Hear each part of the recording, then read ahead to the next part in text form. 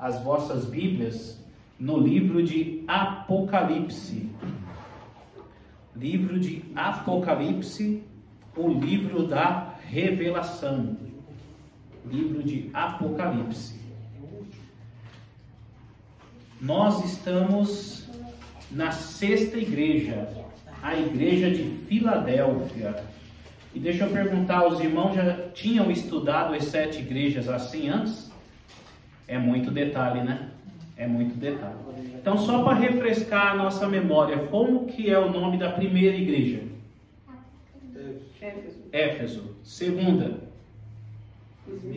Esmirna. Terceira?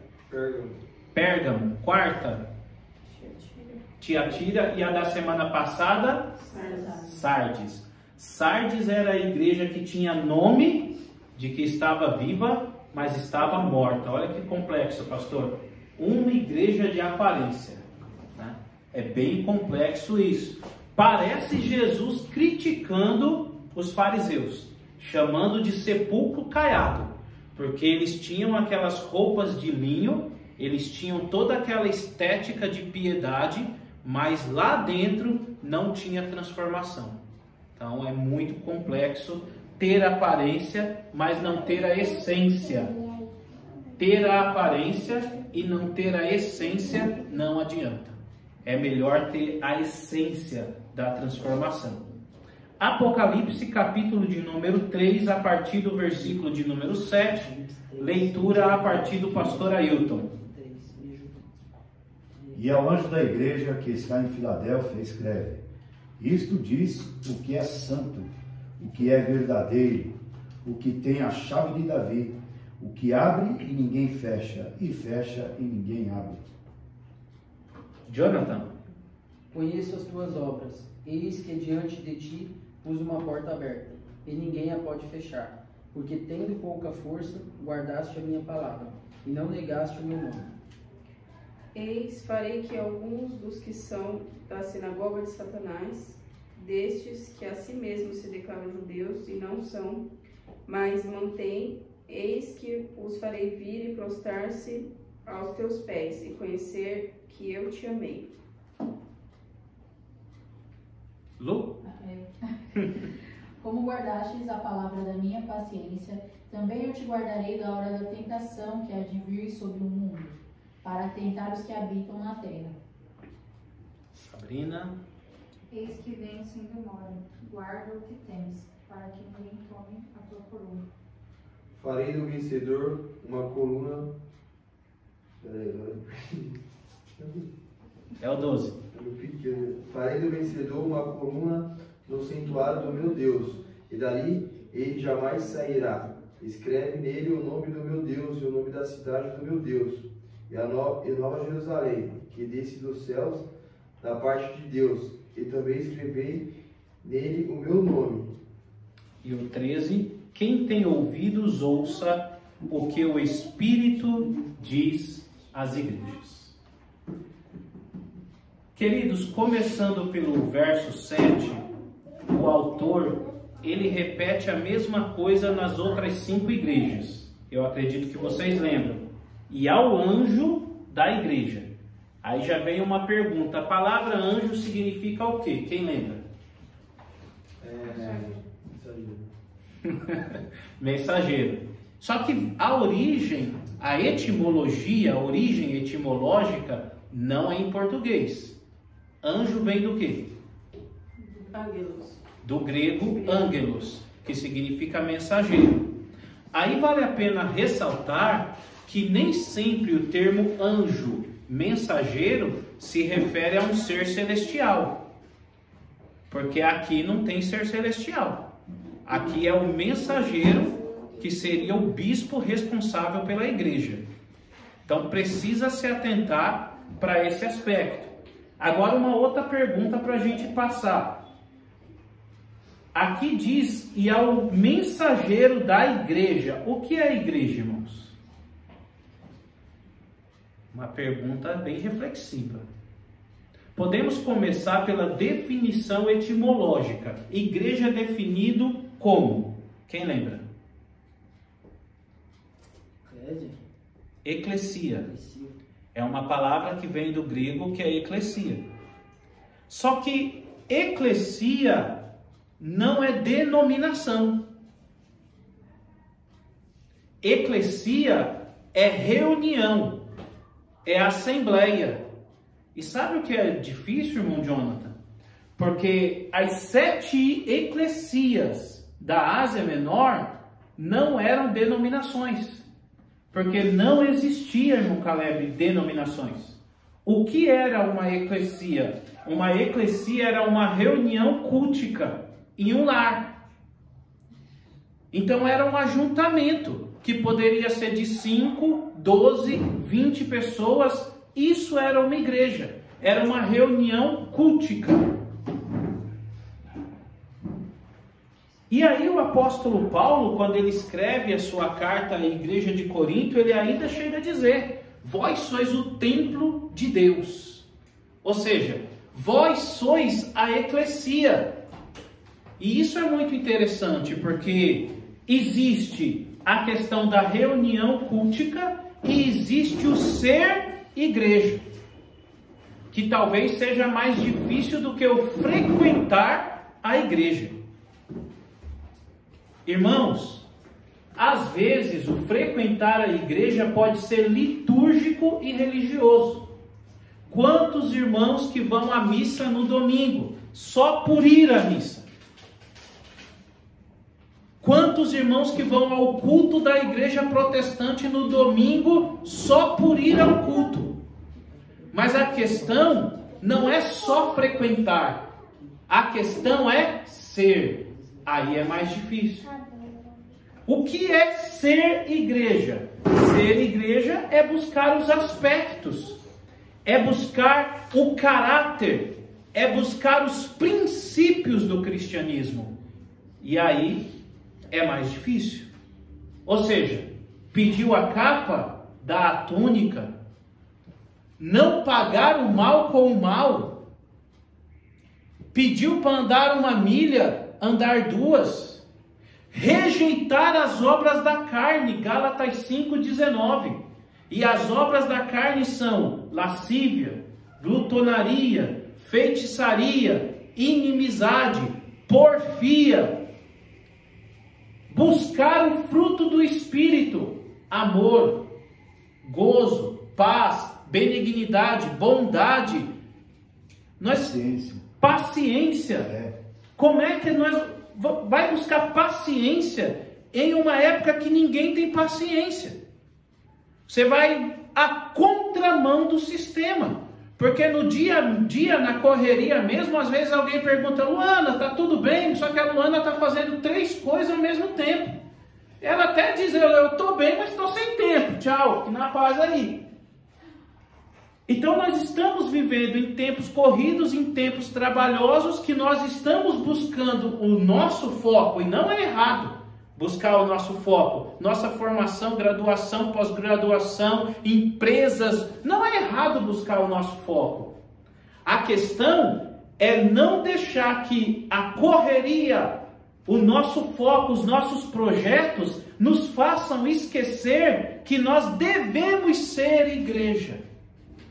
Ir à reunião cultica é necessário, porque a fé do pastor Ailton edifica a minha fé edifica a dele, e essa koinonia nos fortalece. Só que o melhor ainda é ser igreja. E aí o autor ele vai falar: e ao anjo, ao mensageiro da igreja. Ou seja, primeiro é o líder que vai tomar aqui ou uma repreensão ou um elogio. E às vezes, queridos, nós esperamos um Deus que só nos elogia. Às vezes as pessoas passam o evangelho com muito confete. E não é que o evangelho não seja belo. Há beleza no evangelho. Só que não é tão simples. Porque o Senhor Jesus disse: é necessário tomar a sua cruz e me seguir. E tomar a cruz, no sentido simbólico, era uma pessoa que era prisioneiro no Império Romano, ele mesmo tinha que carregar a sua cruz. A cruz era pesada, a cruz era símbolo de maldição, a cruz era símbolo de rejeição. E Jesus disse: quer vir comigo? Tome a sua cruz e me siga. Lembrando a nós que ser cristão é ter renúncia. E renunciar não é fácil, irmãos. Porque às vezes o nosso ego não quer renunciar. Porque às vezes aquela determinada oferta, aquele determinado manjar, enche os nossos olhos, enche o nosso ego. E às vezes é difícil renunciar. Mas evangelho é renúncia. E ao anjo da igreja que está em Filadélfia, hoje uma cidade da Turquia que é muito frequentada, muitos turistas, muita arqueologia.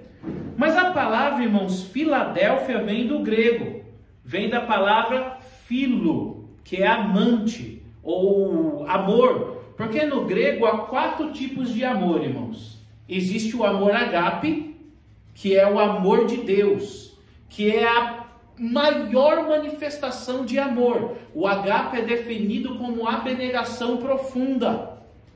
Existe o amor eros, que é o amor sexual, que o casal sente um para com o outro. Existe o amor storge, que é o amor familiar. E existe o amor filo, que é fraternidade, amizade. Filadélfia significava amor fraternal. Entende-se então que era uma igreja que tinha amor fraternal. Mas vamos pensar para os dias de hoje. O pastor Ailton, com essas canções bonitas que ele tem, eu acho que ele deve ter uns 5.000 amigos no Face. A pergunta é, será que os 5.000 que nos seguem no Face são amigos? Será que os 10.000 que seguem um dos irmãos lá no Instagram são amigos? Será que não são relacionamentos artificiais? Porque às vezes as pessoas usam a rede social para colocar postagens até da sua vida pessoal, achando que alguém na rede das redes vai se sensibilizar, e muitas vezes não vai se sensibilizar. A pessoa vai bater palma e dizer: eu disse que era fogo de palha. Eu disse que ia cair, eu disse que a empresa não ia dar certo, eu disse que ia começar e não ia dar certo. Porque infelizmente tem mais pessoas para aplaudir a derrota do que para aplaudir o sucesso. Só que a igreja de Filadélfia é amor fraternal. Teoricamente deveria ter amor no nosso cotidiano. Teoricamente necessita ter amor, só que às vezes não tem amor, porque às vezes tem pessoas que seguem, mas não amam. Ela te segue nas redes sociais, mas não se importam. E no meio de tudo isso, queridos, nós devemos buscar uma excelência. No meio de tudo isso, nós devemos sim buscar uma valorização de quem realmente tem um sentimento de amor. Valorizar quem nos valoriza. E não se iludir. E aí nós temos a igreja de Filadélfia, que é uma igreja que teoricamente significa amor fraternal. Não sabemos se era uma igreja que a irmandade se amava, ou os irmãos se preocupavam uns com os outros. Mas tem algo interessante, porque o autor diz ainda no verso 7, isso diz o que é santo, que vem da palavra hebraica kadosh, ou da palavra grega hagios, santo, que significa separado. Só que está dizendo, isso diz o que é santo, que seria Jesus. Ele é santo. E aí no Apocalipse diz que vós se santifiquem ainda, que também é algo difícil. Ou seja, separados, santificados na graça. Pessoas que sabem entrar e sair em qualquer lugar, mas sem se deixar contaminar. Por quê? Porque Deus, Ele nos fez para influenciar e não ser influenciados. E às vezes é uma fase difícil para o jovem, porque o jovem, principalmente o adolescente, ele está naquela fase de que hoje ele está buscando identidade. Então hoje ele quer ser roqueiro, amanhã ele quer ser funkeiro, amanhã ele quer ser rapper, não é mais ou menos assim, pastor? Ele busca uma identidade, ele busca se encaixar no grupo, ou seja, facilmente ele é influenciado, facilmente ele é moldado. Mas como cristãos maduros, nós não precisamos ser influenciados e nem moldados. Pelo contrário, nós podemos influenciar e fazer com que as pessoas tenham um caráter moldado quando elas olham a nossa conduta, o nosso comportamento. E aí diz, o santo, o que é verdadeiro, o que tem a chave de Davi, o que abre e ninguém fecha, e o que fecha e ninguém abre. Está aqui uma pergunta difícil. Digamos aí que alguém pergunte para a nossa irmã Stephanie, que negócio é esse aqui de chave de Davi? Não sei. Algum dos irmãos tem uma chave? Quem tem uma chave, levanta aí. Beleza. Irmãos, eu já vi pessoas utilizarem a arte e fazer aquelas chaves, como é que chama aquele material que geralmente usa para fazer evento com criança, que é um papel EVA ou um papel iluminado, alguma coisa assim. Então o que eles fazem? Eles fazem uma chave daquela e aí diz, irmãos, essa aqui é a chave de Davi. Com essa chave aqui, você vai abrir as portas do reino dos céus. E aí eles começam a dizer, você pode levar essa chave, aí começam os absurdos. Por apenas uma oferta de R$ 1.500, leve essa chave e abra lá o quarto do reino dos céus. E aí o que eu quero dizer com isso? Facilmente, pessoas são persuadidas pelo erro por falta de conhecimento. E é difícil conhecer, porque tem que se debruçar no texto. A Bíblia não é um livro simples, assim como a Constituição não é simples compreender a Bíblia. Algum dos irmãos pode ler para mim Isaías capítulo 20, Isaías 22, 22? Só para entendermos o que o autor quis dizer com a chave de Davi, que abre e ninguém fecha, e fecha e ninguém abre. Pode ler. Isaías 22, 22. E porei a chave da casa de Davi sobre o seu ombro, e abrirá, e ninguém fechará, e fechará, e ninguém abrirá. Bem, seria necessário ler todo o capítulo 22, para entender o contexto. Mas por questão de tempo, eu vou fazer uma rápida explicação, os amados podem aprofundar. Aí nos fala de um determinado personagem que ele estaria recebendo uma chave que representaria a autoridade de uma determinada terra, de uma determinada fazenda. Então, quando a pessoa recebia essa chave, ele se tornaria alguém que tinha uma espécie de autoridade para administrar aquela fazenda. Era um contexto de servos, até de escravos. Então, a pessoa que recebia essa chave, ele tinha a incumbência de fazer toda a administração. Ele tinha a autoridade de delegar as funções para os servos, para os escravos, para todo aquele trabalho que aquele lugar desenvolvia, pudesse estar ocorrendo. Então, o que essa chave ela representava? Ela representava a autoridade daquele regente delegar funções, mandar, desmandar, fazer acontecer. Depois vocês estudem o contexto do capítulo 22 de Isaías para entender essa questão da autoridade. E aqui o texto está dizendo, isso diz o que é santo. Quem é santo? Jesus. O que é verdadeiro, o que tem a chave de Davi, o que abre e ninguém fecha, e o que fecha e ninguém abre. O autor está querendo dizer, Jesus, ele tem autoridade nos céus, na terra e embaixo da terra. Ele é poderoso para fazer o que ele quiser. Ele é suficientemente capaz de abrir portas e de fechar portas. Então nós servimos um Deus que tem autoridade para abrir portas e fechar portas.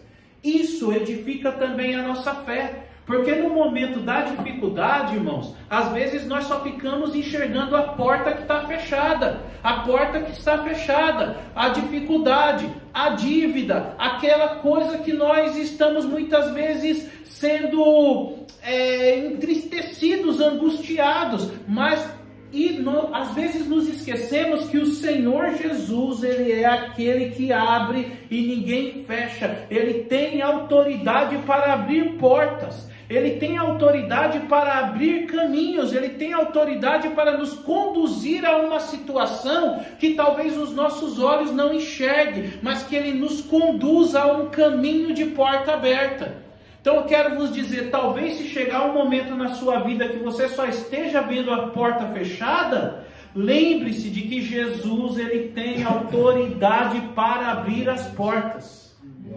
Ele abre e ninguém fecha. E isso é em todas as áreas, irmãos. Isso pode ser na vida sentimental, quando às vezes o casamento passa por algumas crises, apesar que os irmãos ainda é tudo novos de casado. Está tudo na lua de mel.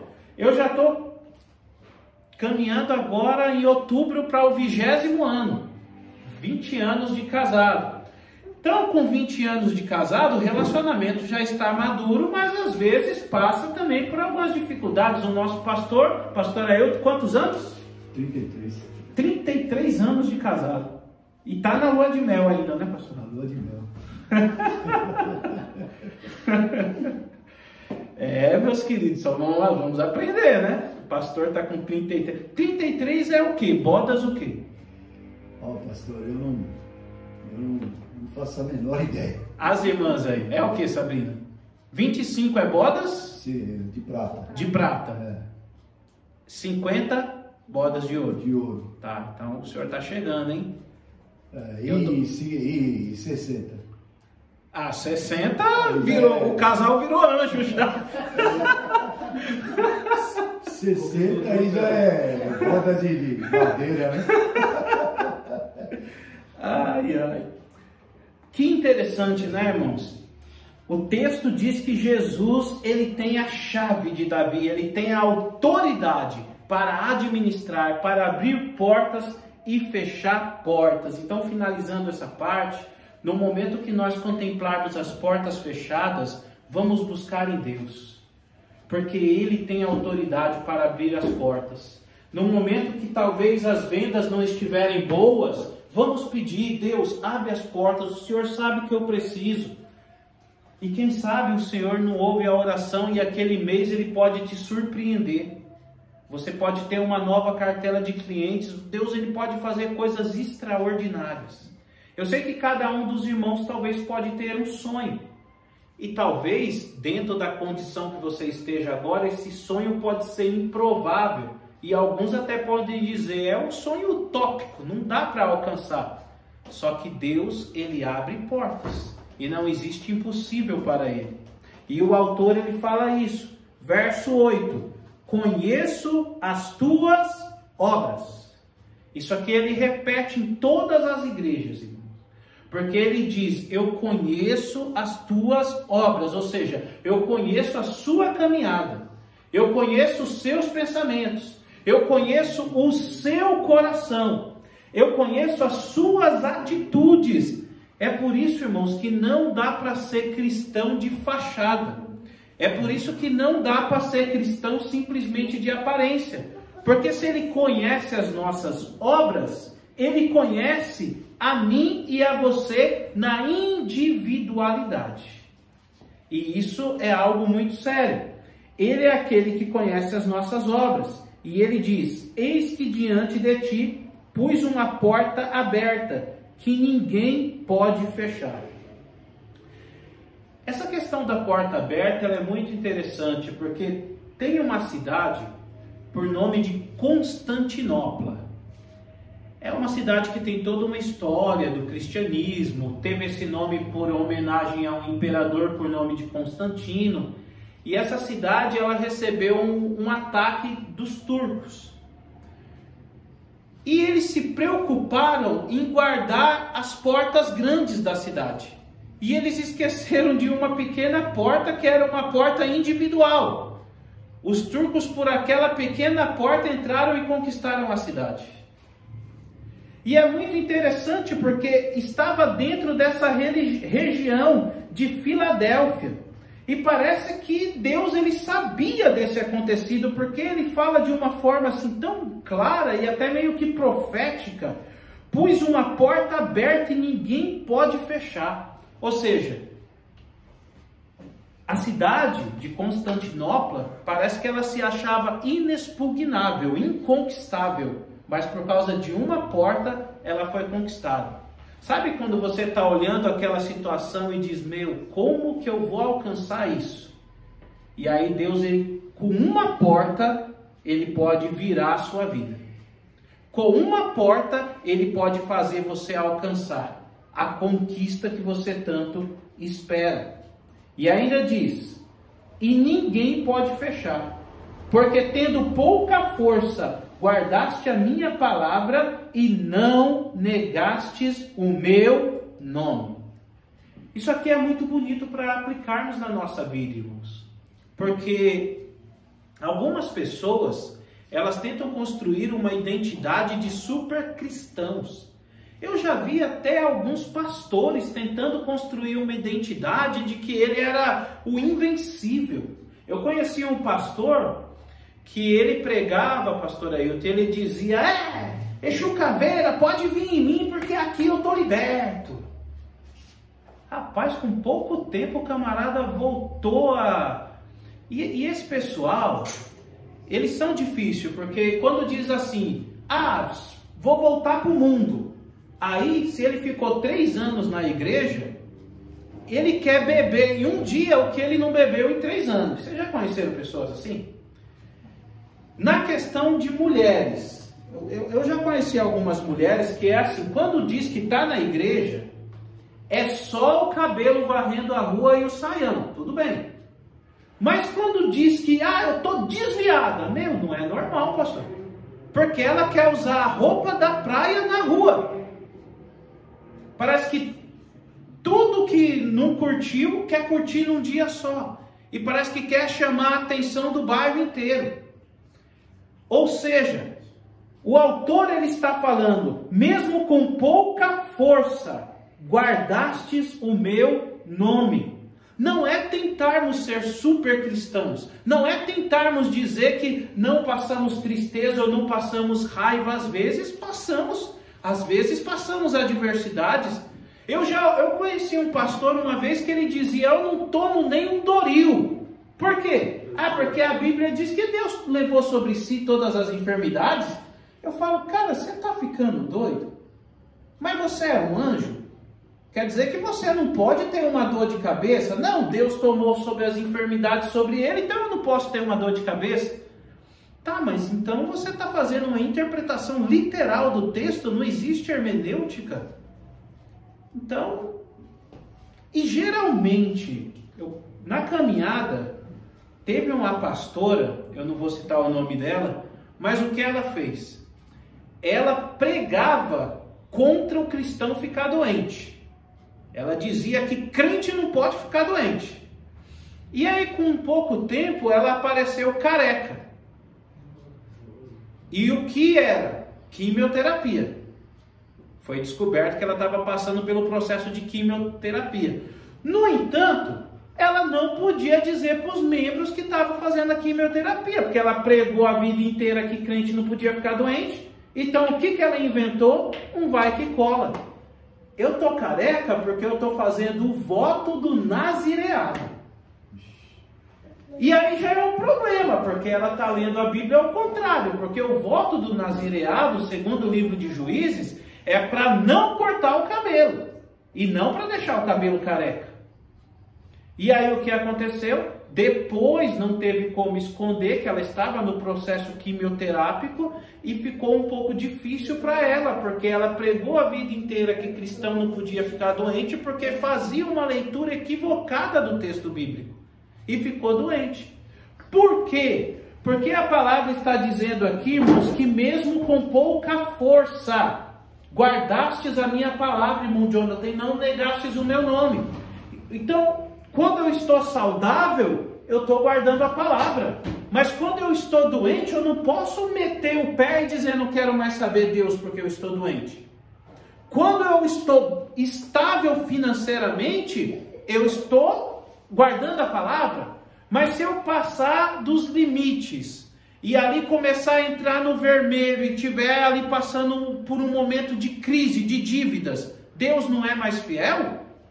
Quantas pessoas, no tempo da pandemia, devido às dificuldades, porque a sua empresa quebrou, porque toda aquela situação, elas simplesmente abandonaram a fé. Tá, mas e os 10 anos que a empresa bombou? E agora que a empresa está passando por uma crise, Deus é o culpado da crise? Não. Deus não é o culpado da crise. Teve toda uma situação que ocorreu aquela crise. Só que a palavra diz aqui, mesmo com pouca força, guardastes a palavra e não negastes o meu nome. Então, queridos, é endividado ou sem dívida? É doente ou sem doença? É guardar a palavra em todo tempo, em todo momento. E não simplesmente tentar transformar a sua caminhada em um conto de fadas que tem sempre um final feliz. E é difícil falar isso, porque geralmente as pregações coaches da atualidade, elas sempre terminam num final feliz. Mas às vezes não tem final feliz. Às vezes tem dificuldades no processo. E a palavra vai se cumprir, mesmo com pouca força guardastes e não negastes o meu nome, se na dificuldade realmente não negarmos o nome. Verso 9. Eis que eu farei aos da sinagoga de Satanás, aos que se dizem judeus e não são. Paulo, em Atos 16, ele desembarca em Filipos. E lá em Filipos ele entra numa sinagoga o que era sinagoga? Jonathan, o que era uma sinagoga? Sinagoga? É. Onde eles se encontravam, né? Quem se encontrava? Os fariseus e os mestres. É. Os fariseus geralmente não iam na sinagoga, porque os fariseus eles ficavam mais no templo de Jerusalém, e a sinagoga era como se fosse um ponto de pregação em lugares mais periféricos. Então, por exemplo, Jerusalém era onde ficava o templo na época de Jesus. E os fariseus ficavam ali, no templo, até porque eles administravam toda a parte do templo, das finanças. Quem ia para as sinagogas era um judeu, que geralmente não era fariseu, mas era um mestre. Ele se tornava o líder da sinagoga. Então tinha sinagoga em Nazaré, tinha sinagoga em Naim, tinha sinagoga em Cafarnaum, tudo periferia da Galileia. Só que é interessante que Paulo desembarca em Filipos e entra em uma sinagoga. Filipos é cidade grega. Paulo desembarca em Corinto e entra em uma sinagoga. Corinto é cidade grega. Atos 17, Paulo desembarca em Atenas e entra em uma sinagoga. E a pergunta, cara, o que sinagoga judaica está fazendo em Atenas, em Corinto e em Filipos? Existe uma explicação. A chamada diáspora. Os judeus eles eram perseguidos desde a época da Babilônia. Nabucodonosor, que eu acho que um de vocês vai apresentar Nabucodonosor, né? Na aula de teologia. Então Nabucodonosor, rei da Babilônia, persegue Jerusalém e os jerusalemitas se espalham no mundo. Depois disso, no período interbíblico, ainda tem os gregos que perseguem um homem chamado Antíoco Epifânio, que entre o ano 175 a.C., ele entra no templo judeu, pastor, e ele mata um suíno. E ele profana o templo judeu, colocando um altar a Zeus, que era um dos principais deuses gregos, e ali ele proíbe o judaísmo. E na proporção que os judeus eles são perseguidos por babilônicos e gregos, eles se espalham no mundo. Esse espalhar é chamado de diáspora.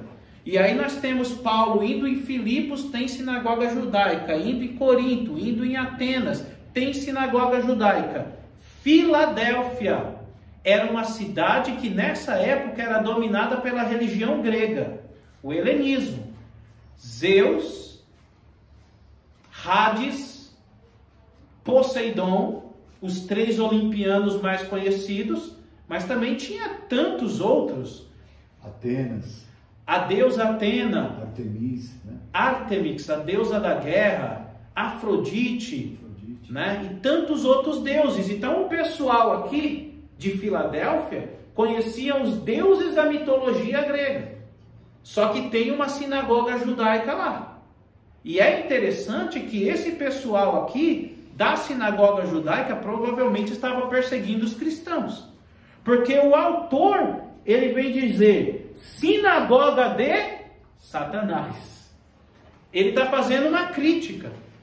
Possivelmente porque esses judeus estão olhando para aquele novo grupo e dizendo, ó, é tudo uma seita. Está todo mundo errado ali, ó. Queridos, nem todo grupo que inicia pequeno é o errado da história.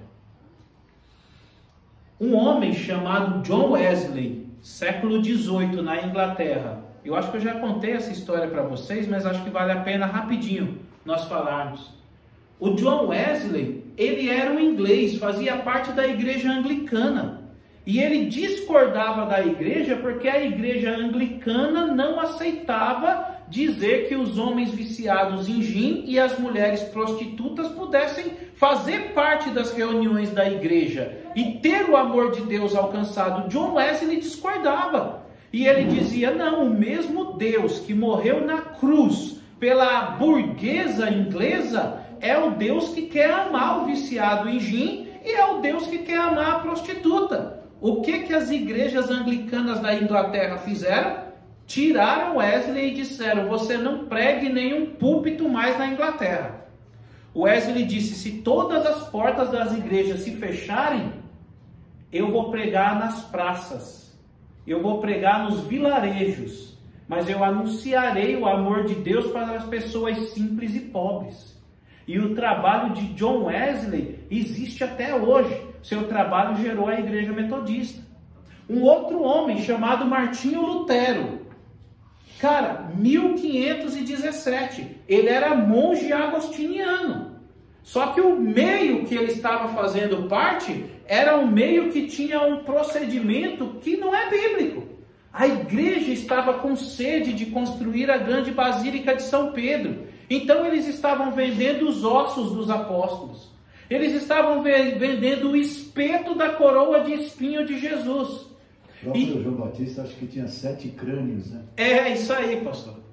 Eles ainda colocavam um crânio dentro de uma caixinha, dizia para as pessoas colocar a mão para serem abençoadas, porque estavam relando no crânio de João Batista. O Lutero não aguentou suportar aquela situação. E ele se revolta numa questão e confronta com 95 teses. E principalmente quando a igreja dizia que você podia tirar sua mãe do purgatório. Tire a sua mãe do purgatório por apenas a compra dessa indulgência. E o alemão, que já era simples e pobre, dava seu último centavo, achando que a mãe dele sairia do purgatório. Aí o Lutero não aguentou. Ele saiu do meio disso e iniciou algo pequeno, só que explodiu.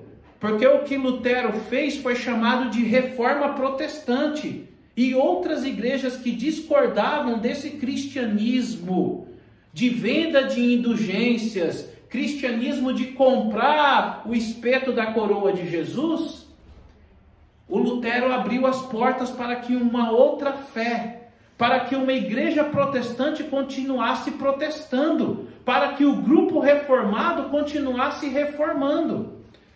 E olhando para os dias de hoje, irmãos, nós estamos vivendo em épocas difíceis. Porque há pouco tempo atrás tinha um apóstolo que estava vendendo feijão que cura Covid. Quando a gente olha na mídia, ainda tem pessoas que conseguem leiloar um copo com água que ele comprou por 50 centavos por uma oferta de R$2.000. Quando nós olhamos alguns ensinamentos, ainda tem pessoas que pregam que cristianismo é mudar de roupa. É mulher vestir saia e homem não vestir short. E nada disso tem a ver com a fé e nada disso tem a ver com a Bíblia. Será que nós estamos precisando de uma nova reforma? Será que nós estamos precisando de homens e mulheres que queiram se comprometer com Cristo e não especificamente com dogmas e religiosidades que não têm sentido? E aí as Escrituras dizem, mesmo com pouca força, guardastes a palavra e não negastes o meu nome. Acho que no meio de toda essa bagunça, irmãos, é melhor ficarmos com o essencial, que é a palavra. Porque a palavra é suficiente. Tem algumas pessoas, irmão Caleb, que dizem, não, porque para você ser salvo, você tem que servir a Cristo e guardar o sábado. Tem outros que dizem, para você ser salvo, você tem que servir a Cristo e a mulher usar o véu. Tem outro que diz, tem uns que até dizem, não, você não pode tomar café. Eu tive um aluno coreano, pastor, que ele dizia que o café, lá para eles, era proibido. Era pecado, era como se o camarada estivesse tomando a adega inteira. Eu falei, cara, mas o café? O que o café tem a ver com isso, irmãos? E um amigo meu, lá no tempo da universidade, ele achou legal, porque tinha um colega de uma certa igreja, que a igreja estava terminando ele, esperando ele terminar o mestrado, a igreja enviaria ele para os Estados Unidos para fazer o doutorado com tudo pago. Aí um amigo meu falou, oxe, eu vou para essa igreja, cara. Vou para os Estados Unidos ainda fazer um doutorado com tudo pago. Aí o outro disse, mas aqui a gente não toma café. Aí o meu amigo disse, então desisti. Então, existem alguns ensinamentos que não têm sentido. Não são bíblicos, irmãos. A pessoa se abster do café. Cristianismo e conversão evidenciado por uma saia. Tudo isso é bobagem e nada disso tem a ver com as Escrituras. O difícil é às vezes falar isso. Porque tem um ditado que diz, quando uma mentira é contada por muito tempo, essa mentira vira verdade. E às vezes quando você tenta mostrar a luz da caverna, mito de Platão. Já ouviram falar? Já ouviu falar, Sabrina? Mito de Platão, o mito da caverna. Fica aí para vocês pesquisarem. E às vezes quando uma pessoa tenta mostrar para quem está dentro da caverna a luz fora da caverna, as pessoas que estão dentro da caverna não conseguem enxergar a luz. E o que seria a luz? A luz seria o conhecimento, que tira a obscuridade do engano e conduz as pessoas a um evangelho onde a Bíblia é suficiente. E aonde a Bíblia é suficiente, não tem espaço para estar brigando para deixa de tomar café, põe uma saia, compra o feijão que cura Covid.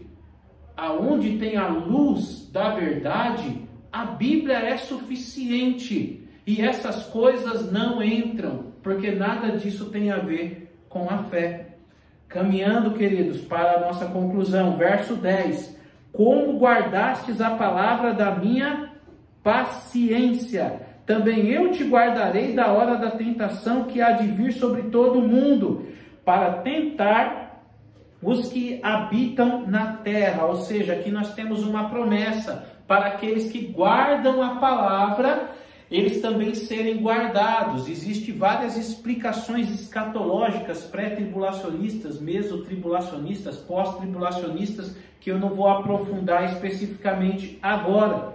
No entanto, o texto, ele fala no verso 11, eis que venho sem demora, guarda o que tem para que ninguém tome a tua coroa. O texto, ele comunga com outros versículos da Bíblia que falam da vinda de Jesus. 1 Tessalonicenses, capítulo de número 4, diz que ao ouvir a trombeta de Deus, a voz dos arcanjos, os que morreram em Cristo ressuscitarão primeiro, depois os vivos serão arrebatados com eles, ao encontro de Jesus nos ares, para estarem para sempre com o Senhor.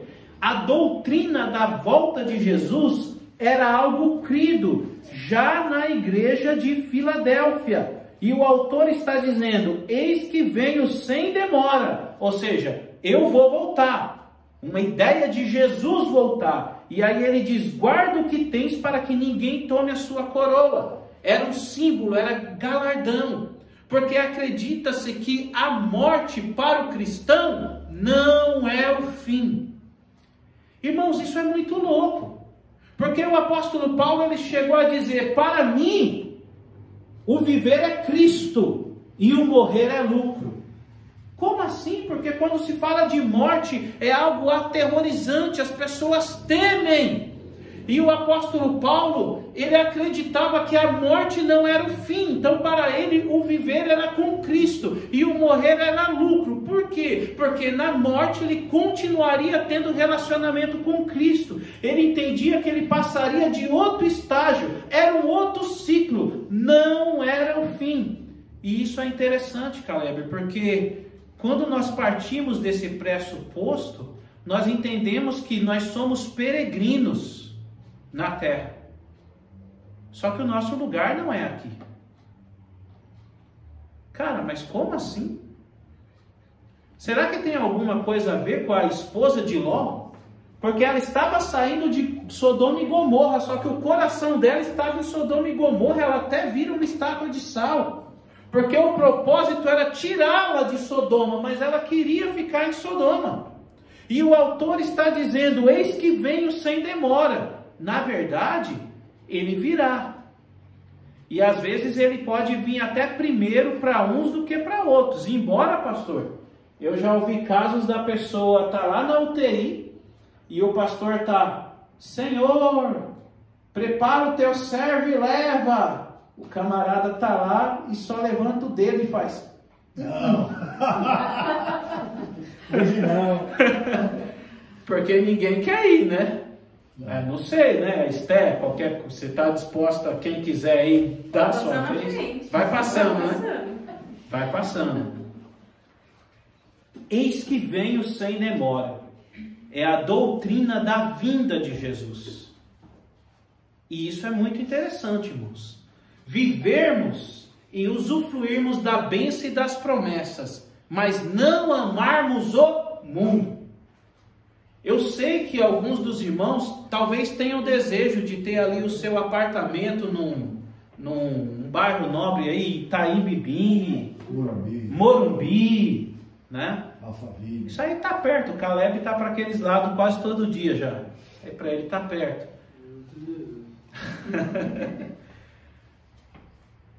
E não é errado nós conquistarmos isso. A questão é que a Bíblia diz, aonde está o teu, quem lembra? Coração. Aí está o seu tesouro. Aonde está o seu coração, irmãos? Será que o nosso coração está em viver nessa vida, mas alcançar a vida eterna? Ou será que o nosso coração está só em conquistar, em conquistar e conquistar? E algumas pessoas que pensam assim, elas são insaciáveis. O que é insaciável? A pessoa comprou o Corolla 2025 e depois ela já quer o 2030 e nunca se sacia, e nunca se sacia, e nunca se sacia. Então guarda o que tem, para que ninguém tome a tua coroa. Eis que venho sem demora. Verso 12. A quem vencer, eu farei coluna no templo do meu Deus. Se vocês pesquisarem essa cidade, a cidade de Filipos, ela sofria com terremotos. Eram 3 cidades: Filipos, Colossos e Hierápolis. Elas sofriam com muitos terremotos. E Deus, ele é interessante porque ele sabia disso. E aí o texto está dizendo: quem vencer, eu farei coluna no templo do meu Deus. Ele está querendo dizer, sabe os terremotos que devastou a cidade e vocês tiveram que reconstruir? E alguns historiadores até dizem que Filadélfia, constantemente ela era construída e derrubada e depois reconstruída. E Hierápolis tinha condições de se reconstruir sozinha porque tinha mais. Filadélfia não, precisava de ajuda para ser reconstruída, era muito difícil. E o autor está dizendo, quem vencer, farei coluna no templo do meu Deus. Ou seja, vocês não vão mais cair com os terremotos. Vocês não serão mais abalados. Ou seja, os vencedores serão inabaláveis. Os vencedores estarão firmados na rocha que é Cristo e não se abalarão, não cairão. Imagina, irmãos, o Senhor, ele nos fazer cristãos inabaláveis. Em cultos, pastor, eu já ouvi pessoas que brigou, o camarada discutiu com a esposa, aí ele chegou no culto, na oportunidade, e pegou o microfone e disse, irmãos, eu briguei com a minha esposa e eu já queria desviar, já queria voltar para o mundo. E aí a gente coça a cabeça e diz, como é isso, cara? O cara discutiu com a esposa e já quer voltar para a vida louca? Que nível de maturidade é essa? Agora o autor está dizendo, os que vencerem serão inabaláveis. E é difícil, porque às vezes os esposos fazem raiva, às vezes as esposas fazem também, né? A vida, as esposas não. As esposas estão sempre certas. Tá vendo, pastor? Às vezes, né? Às vezes é complicado. Às vezes elas estão certas e outras vezes elas também, né? É porque para conviver, tem que dizer que ela está certa, né, pastor? É difícil, né? Esse é o segredo de ficar 33 anos casado. Sim. Duas opções. Ou você tem razão, ou você é feliz. Então... né? Tá vendo aí, meus queridos? Esse é o segredo de 33 anos de casado. Glória a Deus. Queridos, colunas. E ele ainda diz, escreverei sobre ele o nome do meu Deus e o nome da cidade do meu Deus, que é a Nova Jerusalém. Qual que é mesmo o nome de Deus, irmãos? Alguém lembra? Fala, Esther. O nome de Deus. O tetragrama. O tetragrama. É isso aí. Y, H, W, H. Parabéns. Qual é o nome de Deus? Yud, Rei, Vav, Rei. Yud, Rei, Vav, Rei. Tá ali, ó. Olha para trás. Você consegue identificar já, Lu, e dizer para ele onde que é o tetragrama?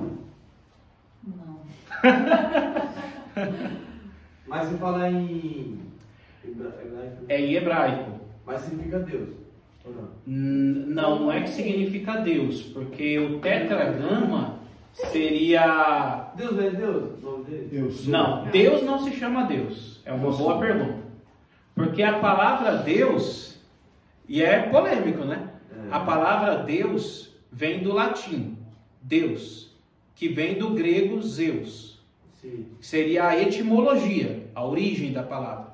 Só que Deus, ele não se chama Deus. Até porque o Antigo Testamento foi escrito em hebraico. Então Deus, ele aparece com dois nomes. Em Gênesis 1:1 seria Bereshit bara Elohim. Em princípio criou Elohim. Aí a Bíblia já aparece de cara dizendo que Elohim é o Deus que criou os céus e a terra. Então um dos nomes de Deus é Elohim. Por isso que ele vamos lá. É isso aí, é isso aí. O nome dele. Então o nome dele aí, né? justamente. Elohim E o outro nós temos em Êxodo, capítulo de número 3, versículo de número 15. Alguém consegue ler? Alguém pode ler? Êxodo 3,15, já vamos encerrar para irmos para a parte das perguntas para os irmãos. Pode ler, John.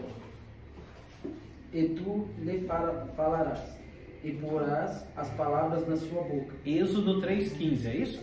Êxodo.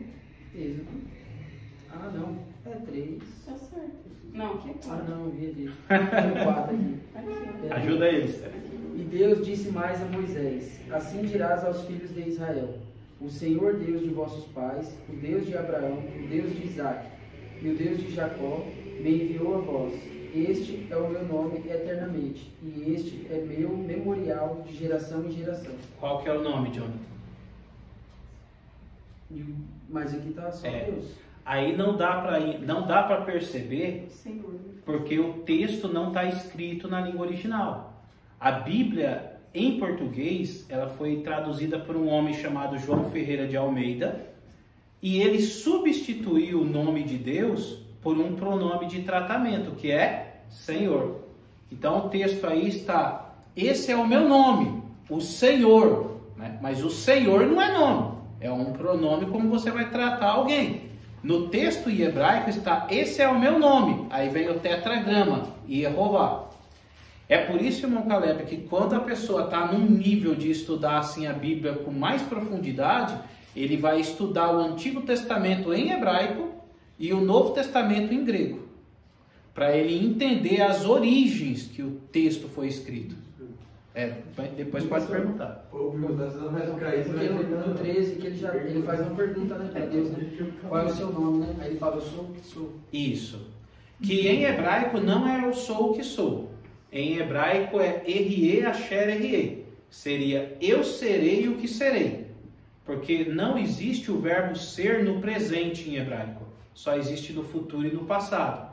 Aí o verbo Erie, ele tem uma ligação com o tetragrama, porque ele tem a consoante Yud, que é um Y, e a consoante Rei, que é um H. E aí, Êxodo 3:14, quando diz assim: Erie Asher Erie, ele quer dizer eu serei o que serei. Ou seja, Deus, ele será o que você precisa que ele seja. Moisés estava diante do Mar Vermelho, ele precisava que Deus abrisse o mar. Ele foi lá e abriu o mar. Josué estava diante do Rio Jordão, o Senhor foi lá e abriu o Rio Jordão. Daniel estava diante da cova dos leões, o Senhor foi lá e fechou a boca dos leões. Ana estava triste porque ela era estéril, o Senhor foi lá e abriu o ventre dela. Ou seja, Deus, ele é aquilo que você precisa que ele seja. É por isso que nós temos experiências individuais. O problema do pastor Ailton pode não ser o da Stephanie, que pode não ser o do vô, que pode não ser o da Luana. E o legal é que Deus, ele é diante das nossas necessidades. E as nossas necessidades são individuais. É por isso também que experiências pessoais não são doutrinas, irmãos. Tem que tomar cuidado. Porque, digamos, Deus dá uma visão para o pastor Ailton, um exemplo, pastor. E Deus fala: a partir de hoje, meu servo, eu não quero que você use mais blusa cinza. Pastor Ailton não pode dizer que essa experiência dele tem que ser uma doutrina para a igreja. Porque é ele que tem que ver lá com Deus, porque Deus não quer que ele use blusa cinza.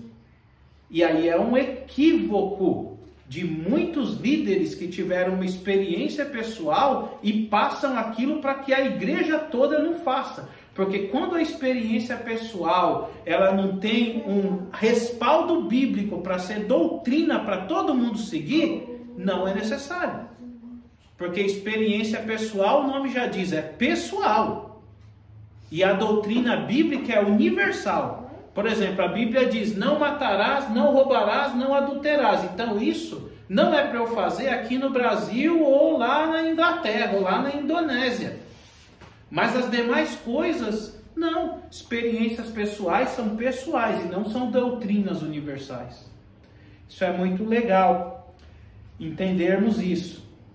E aí, queridos, aí o texto ele acaba dizendo: o nome do meu Deus, que a nossa irmã já falou, o tetragrama, o nome da cidade do meu Deus, que aqui diz Nova Jerusalém, que desce do céu, e aqui é um mistério, irmãos, ó.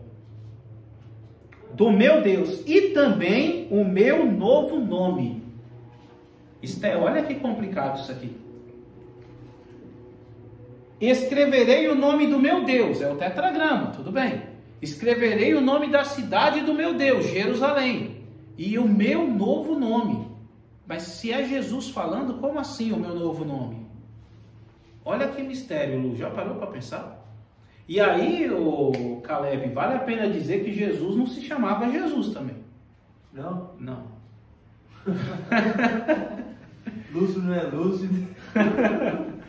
Por quê? Porque Jesus, o nome Jesus o nome de Jesus em grego é Iesus.